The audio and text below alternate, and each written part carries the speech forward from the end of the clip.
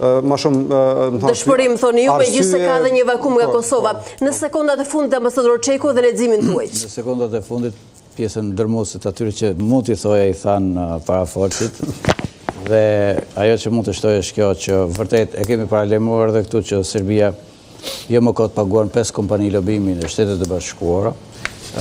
Nuk duhet të minimizuar kjo kongresmenja, roli i saj, pavarësisht se kush, sepse ne kemi parë kongresmen amerikanë që këtu i kemi trajtuar, po me kaq shumë rëndësi ju kemi dhënë dekorata edhe në Kosovë dhe në këtu, nuk po i në detaj me që si jam në disa sekonda ko.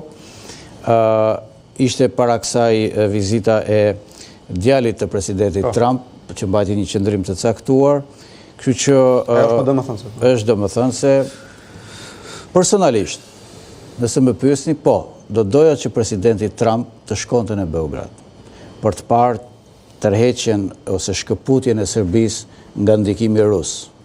Unë mendoj që do ta bëte të qartë përfundimisht se në cilën anë do të shkojë Serbia.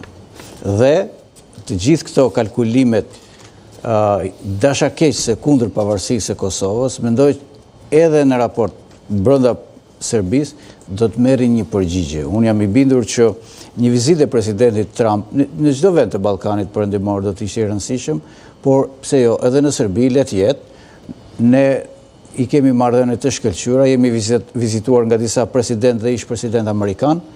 Ne duhet bëjmë punët tona këtu.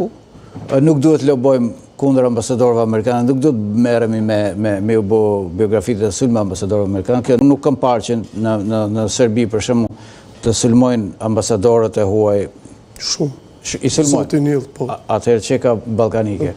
Por do të isha shumë kureshtar për të parë se si presidenti Trump në një vizitë në Beograd do të arrinte që ta shkëpuste influencën e ruse nga Ballkani perëndimor dhe të jepte përgjigjen përfundimtare për raportet Kosovë-Serbi.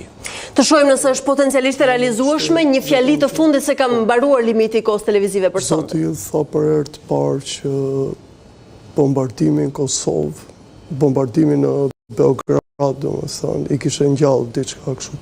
Për herë të dytë përsëriti i piri zotit Trump.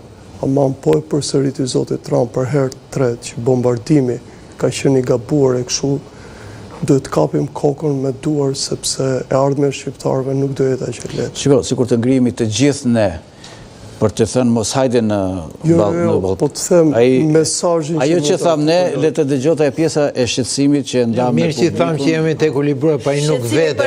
Ai vajti krijoi në Arabinë Saudite, la Britaninë e Madhe që është tradicionale, se fitoi $1 triliard investime në vendin e tij. Pse do vjen në Beograd? Për këta rjepacukët që si do vendi tyre. Të shohim, ai ka ditur të jeti pa parashikueshëm, ndoshta edhe me agjendën e vizitave. Unë ju falenderoj të nderuar zotëri për kontributin në panelin e kësaj mbrëmje, të nderuar